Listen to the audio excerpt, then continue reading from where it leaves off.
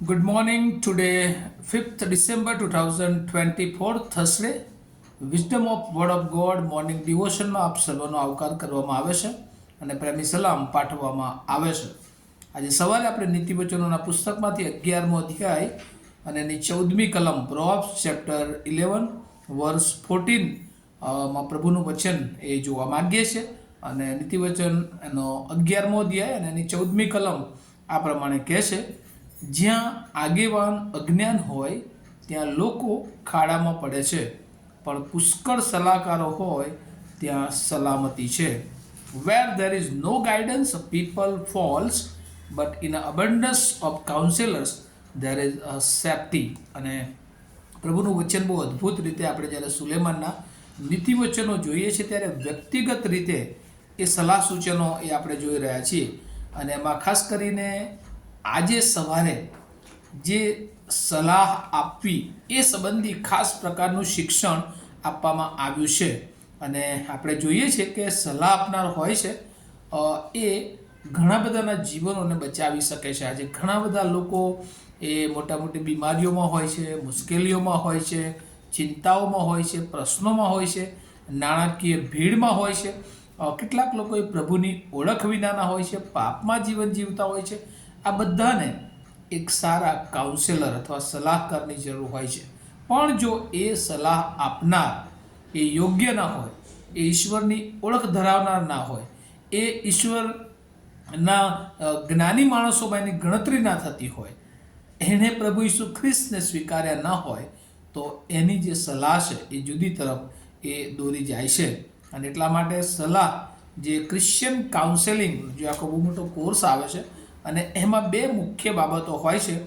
જે કોઈ સલાહ આપનારા હોય અને એમની પાસે એક તો ક્લિયર પ્લાન, પર્પઝ અને ફોકસ હોવું જોઈએ. જેને તેઓ સલાહ આપે છે તેને તે કઈ દિશા તરફ લઈ જવા માગે છે, એનું ફોકસ શું છે, એમનું પ્લાન શું છે, એમનો પર્પઝ શું છે, એને સલાહ આપવાનો એ બહુ ક્લિયર હોવો જોઈએ. અને ત્યાર પછી બીજી જે ખાસ એ કાઉન્સેલર જે સલાહ આપનાર જ્ઞાની માણસ છે એની પાસે હોવું જોઈએ, અને તો ગોડ કોલ્ડ મેન ઓર વુમન, એટલે ઈશ્વરથી એ તેડાયેલો પુરુષ અથવા સ્ત્રી હોવું જોઈએ. અને એ બહુ આ બે મહત્વની બાબતો જ્યારે ખ્રિસ્તી વિશ્વાસીઓ તરીકે, ખ્રિસ્તી ઓળખ ધરાવનાર લોકો તરીકે, એ સેવક હોય કે સામાન્ય માણસ હોય, જો પ્રભુ એને ખાસ પ્રકારનું આ તાલંત આપ્યું છે તો એ ચોક્કસ ઘણા બધાના જીવનોમાં એ ઉપયોગી પાત્ર બની શકે છે. અને એટલે ઘણા લોકો એવું કહે છે કે આ જે સલાહ આપી એ જાણે કે સ્ટીયરિંગ ઓફ શિપ છે, વહાણનો જે સ્ટીયરિંગ હોય છે એની સમાન છે, કારણ કે એ લોકોને દિશા આપે છે. અને બાઇબલમાં એવા ઘણા બધા જે સલાહકારો આપણે જોઈએ છીએ કે જેઓ પ્રભુના સેવકો હતા. અને દાખલા તરીકે આપણે નિર્ગમન 18મો અધ્યાય અને એની 13થી 23મી કલમ તરફ જો જોઈએ તો કહે છે કે મૂસા એકલો જ એ લોકોનો ન્યાય કરતો હતો, સેવા કરતો હતો, અને એના સસરો યિથ્રોએ એને ખાસ એના કાઉન્સિલર તરીકે સલાહ આપી કે આ બર્ડન તો બધું એકલું જ લઈને કેમ ચાલે છે, તો એ બીજાઓની સાથે વહેંચ. અને યોગ્ય એનું ફોકસ હતું અને વાત એના મનમાં ઉતરી. અને ત્યાર પછી ઘણા બધા લોકોને એને જવાબદારીઓ સોંપી અને એ રીતે એ સફળ થયો. એટલે અહીંયા લખ્યું છે, જ્યાં આગેવાન અજ્ઞાન હોય ત્યાં લોકો ખાડામાં પડે છે, કારણ કે જો એને પોતાને ઈશ્વરની ઓળખ નથી અને એને પોતાની દિશા ખબર નથી તો એ બીજાને એ નુકસાન તરફ લઈ જાય છે. અને અંગ્રેજીમાં તો where there is no guidance people falls, અને જ્યાં સલાહ નથી ત્યાં ઘણા બધા લોકો એ નિષ્ફળ અથવા તો ખાડામાં પડે છે. અને બીજા અંગ્રેજી જે વર્ઝન છે એમાં તો લખ્યું છે નેશન્સ ફોલ. જો કોઈ રાષ્ટ્રમાં આવા સલાહકારો ના હોય તો આખું રાષ્ટ્ર એ કહે છે કે નિષ્ફળ નીવડે છે. પણ જ્યાં સલાહકારો છે ત્યાં સલામતી છે. અંગ્રેજીમાં એક વર્ઝનમાં તો એ લખ્યું છે કે વિક્ટરી શ્યોર, વિજય એ નિશ્ચિત છે. અને જીવનોમાં ખાસ સલાહની જરૂર હોય છે. અને આપણે બાઇબલમાં જો જૂના કરારમાં જોઈએ તો ઘણા બધા સલાહકારોને આપણે જોઈએ છે. દાનિયલ એક ઉત્તમ સલાહકાર તરીકે જોઈએ છે, જે ઘણા બધા જીવનોને પ્રભુની પાસે લાવે છે. અને નવા કરાર તરફ જ્યારે આવીએ ત્યારે પાઉલ પ્રેરિત એ બહુ અદ્ભુત સલાહકાર ઘણા બધા લોકોને પ્રભુ ઈસુની પાસે લાવવાનું કામ એ કરે છે. પણ એ સમયો જે પ્રબોધકોના સમયો હતા એમાં એ સત્યના આધારે કેટલીક સલાહો આપતા હતા, પણ કેટલાક એ સમયે જૂઠા પ્રબોધકો પણ હતા કે જેઓ લોકોને એ દિશા વગરનો બીજી તરફ એ નાશ તરફ પણ લઈ જતા હતા.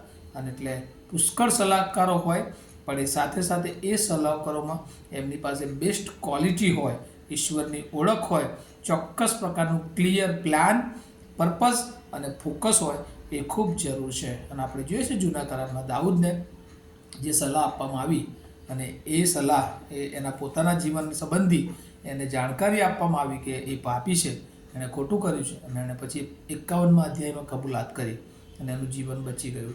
આજે ઘણા બધા લોકો ઈશ્વરની ઓળખ વગરના છે, ચિંતામાં, મુશ્કેલીઓમાં, પ્રશ્નોમાં પોતાના જીવનને ટૂંકાવી દેતા હોય છે. ત્યારે એવા સમયે જો યોગ્ય કાઉન્સેલર એને મળી જાય તો ચોક્કસ એની સલામતી, એનું જીવન એ બચી શકે છે. અને બાઇબલનું વચન ધન્ય વચનોમાં કહે છે કે સલાહ કરાવનારાઓને ધન્ય છે, કારણ કે એ પોતે તો આશીર્વાદિત થાય જ છે, પણ ઘણા બધા જીવનોને એ બચાવી શકે છે. ને એટલે આજે સવારે પ્રભુ આપણને સર્વને એના કાઉન્સેલર તરીકે, હિબ્રુમાં તો ટુ કાઉન્સિલ, એડવાઇસ આપવી, કોઈકને સલાહ આપવી, કોઈકને યોગ્ય દિશા તરફ લઈ જવો, કોઈને માર્ગદર્શન આપવું, કોઈના જીવનમાં એ પ્રભુ ઈસુ ખ્રિસ્તની પાસે લાવવાને માટે એને માટે સમય આપવો, ટાઈમ મેનેજમેન્ટ. પણ ઘણી બધી વાર ઘણા સલાહકારો હોય, પણ જો એ સલાહકારોમાં દેવની ઓળખ ના હોય, એનો ખાસ પ્રકારનું પ્લાન, પર્પઝ, ઉદ્દેશ ના હોય, તો એ સફળ થતા નથી. અને એટલે પ્રભુ આજે સવારે આપણને બધાને કાઉન્સેલર તરીકે અને પ્રભુ ઈસુ ખ્રિસ્તને દેવે બહુ અદ્ભુત કાઉન્સેલર તરીકે, સલાહકાર તરીકે આપણી મધ્ય મોકલ્યા.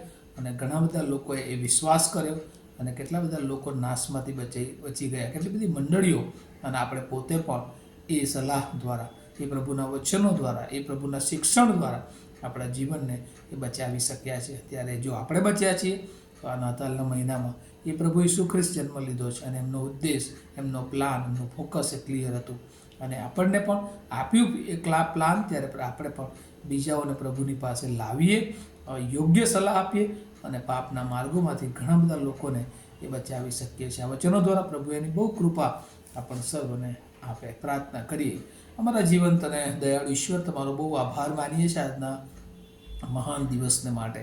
પ્રભુ આજના દિવસે તમે બહુ કૃપા આપીને ખાસ જે વચન આપ્યું કે સલાહ કરાવનારો ધન્ય છે. જો સલાહ કરાવનાર અજ્ઞાન હોય, પ્રભુની ઓળખમાં ના હોય, તો એ ઘણા બધા લોકોને નાશ તરફ લઈ જાય છે.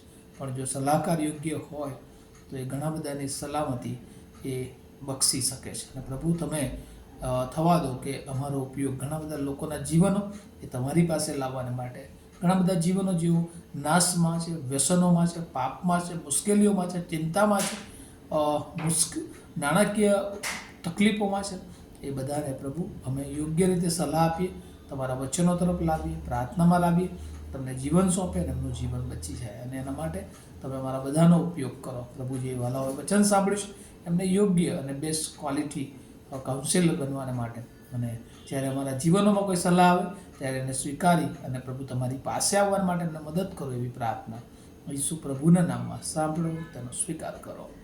આમીન. Thank you. Have a nice day to all of you. Thank you.